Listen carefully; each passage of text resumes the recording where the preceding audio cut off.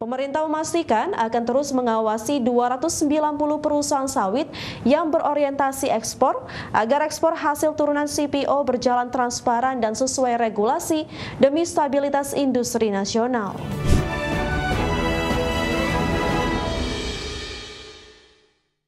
Pemirsa, pemerintah terus bergerak memberantas praktik curang ekspor crude palm oil atau CPO beserta turunannya produknya.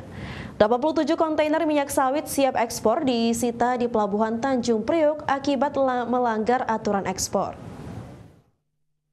Menteri Perindustrian Agus Gumiwang Kartasasmita bersama Menteri Perdagangan, Kapolri, dan Satgasus mengungkap praktik pelanggaran ekspor CPO yang telah merugikan keuangan negara sebesar 2,8 triliun rupiah. Operasi gabungan Direktorat Jenderal Bea Cukai, Direktorat Jenderal Perpajakan, serta Kepolisian dan Satgasus berhasil menyita 87 kontainer yang akan mengekspor minyak sawit mentah dan produk turunannya. Menperin menegaskan penyitaan 87 kontainer ini sebagai upaya optimalisasi penerimaan negara. Operasi ini menjadi langkah penting dalam menegakkan aturan ekspor dan menjaga potensi penerimaan negara. Pemerintah memastikan akan terus mengawasi 290 perusahaan sawit yang berorientasi ekspor agar ekspor hasil turunan CPO berjalan transparan dan sesuai regulasi demi stabilitas industri nasional.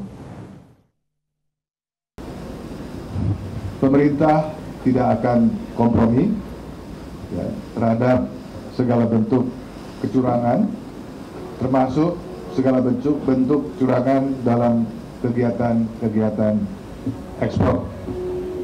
Kami sepakat dengan apa yang disampaikan oleh Pak Dirjen Bea Cukai bahwa pemerintah ingin, kami sebagai pembina industri ingin sektor industri termasuk kelapa sawit atau sawit dan turunannya ini bisa menjadi industri yang berkeadilan dan juga akuntabel. Kami melaksanakan apa yang menjadi perintah dari Bapak Presiden, yaitu kita mengupayakan sedemikian rupa agar terjadi perbaikan dari ICOR, dan inilah salah satu upaya yang jelas, konkret, dalam rangka kita memperbaiki ICOR, dalam rangka kita menambah pemasukan.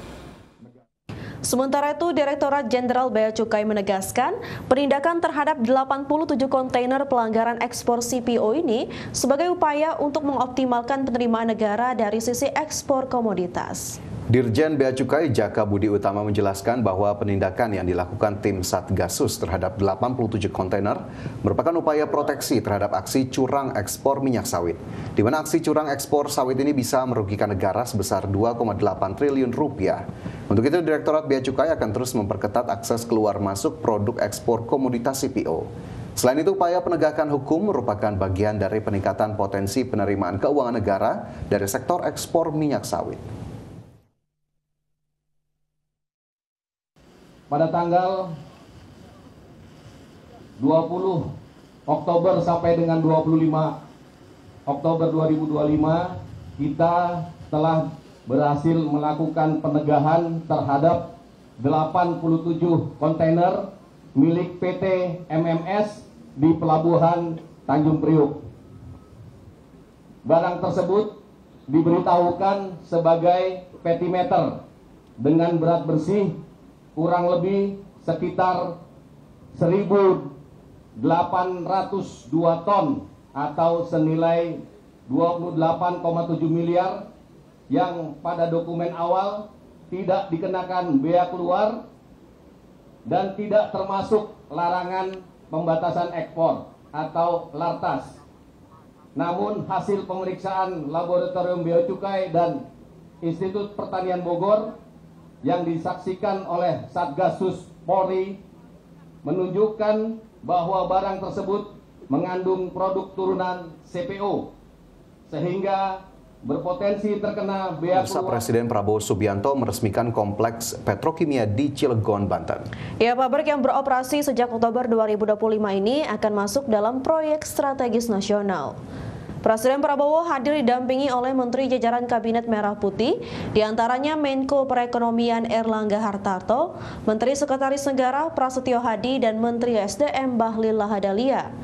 Dalam acara ini, Presiden Prabowo menyaksikan peresmian kompleks petrokimia terintegrasi milik perusahaan asal Korea Selatan Lotte Chemical Indonesia.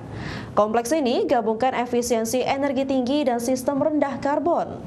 Tak hanya itu, pabrik yang beroperasi sejak Oktober 2025 masuk dalam proyek strategis nasional. Dalam pidatonya, Presiden Prabowo tekankan pentingnya untuk menjaga dan mendukung investasi asing. Salah satunya adalah kepastian hukum bagi investor. Kita harus dukung investasi asing. Mari kita memberi manfaat bersama. Kehormatan kita adalah mitra siapapun, apalagi mitra dari luar, datang ke kita, investasi uang mereka yang mereka cari dengan susah payah puluhan tahun, mereka percaya sama kita.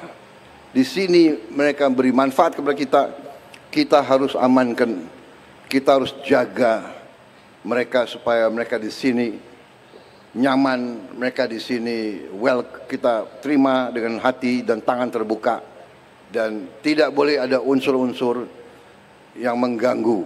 Kita saling menghormati, saling memberi kebaikan. Dengan demikian kita akan cepat lompat. Menteri Energi dan Sumber Daya Mineral Bahlil Lahadalia menyampaikan pabrik New Ethylene Project milik PT Lotte Chemical Indonesia di Cilegon, Banten akan memberikan dampak ekonomi yang besar, terutama dari sisi penyerapan tenaga kerja. Proyek ini juga dirancang untuk menghasilkan 15 jenis produk utama, termasuk etilena dan propilena. Kedua produk tersebut menjadi bahan baku penting bagi berbagai sektor industri hilir. Menteri Energi dan Sumber Daya Mineral Bahlil Lahadalia menyampaikan pabrik New Ethylene Project milik PT Lotte Chemical Indonesia di Cilegon, Banten yang telah diresmikan Presiden Prabowo Subianto akan memberikan dampak ekonomi yang besar, terutama dari sisi penyerapan tenaga kerja. Menurut Bahlil, proyek New Ethylene Project ini memiliki nilai investasi sebesar 4 miliar dolar Amerika atau sekitar 63 triliun rupiah. Bahlil menjelaskan bahwa proyek ini telah dimulai sejak tahun 2022 dan berhasil mulai beroperasi pada Oktober 2025. Total tenaga kerja kita di puncaknya itu 17.000 di karyawan di sini. Tetapi kalau kita kalikan dengan stay-nya nanti, itu antara kerja langsung dan tidak langsung itu mencapai 40.000 lapangan pekerjaan dari proses pembangunan proyek ini. Selain menjadi tonggak penting dalam industri migas nasional, proyek ini juga dirancang untuk menghasilkan 15 jenis produk utama termasuk etilena dan propilena. Kedua produk tersebut menjadi bahan baku penting bagi berbagai sektor industri hilir. Produk-produk yang dihasilkan akan digunakan dalam pembuatan peralatan medis, karet sintetis, kabel listrik, bahan kendaraan, serta beragam produk manufaktur lainnya yang mendukung kebutuhan masyarakat dan sektor industri nasional. Tim Liputan IDX Channel. Indonesia menjajaki kesepakatan kerjasama di bidang maritim dengan Rusia dalam mengembangkan kapal berteknologi tinggi seperti hovercraft sampai kapal cepat. Indonesia menjajaki kesepakatan kerjasama di bidang maritim dengan Rusia. Salah satu hal yang ditekankan adalah kesempatan Indonesia untuk belajar mengembangkan kapal berteknologi tinggi seperti hovercraft sampai kapal cepat. Menko Bidang Infrastruktur dan Pembangunan Kewilayahan Agus Harimurti Yudhoyono menilai pengembangan kapal berteknologi tinggi tersebut perlu dilakukan untuk memastikan keandalan, keamanan dan efisiensi layanan transportasi maritim di Indonesia. Hal itu juga menjadi langkah untuk modernisasi armada sekaligus menambah kapasitas layanan di berbagai rute penting, termasuk di wilayah tertinggal, terdepan dan terluar. Untuk itu, kami ingin menjajaki kemitraan dengan Rusia untuk mengembangkan teknologi maritim modern seperti hovercraft, hydrofoil, kapal penangkap ikan, dan kapal berkecepatan tinggi yang efisien dan ramah lingkungan.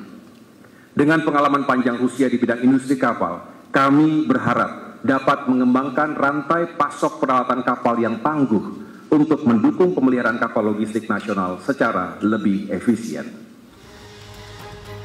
Adapun poin kerjasama antara Indonesia dan Rusia meliputi peningkatan kapasitas dan kapabilitas angkutan laut dengan alih teknologi, kerjasama ilmiah dan teknis di bidang maritim dan pengembangan infrastruktur pelabuhan yang berkelanjutan.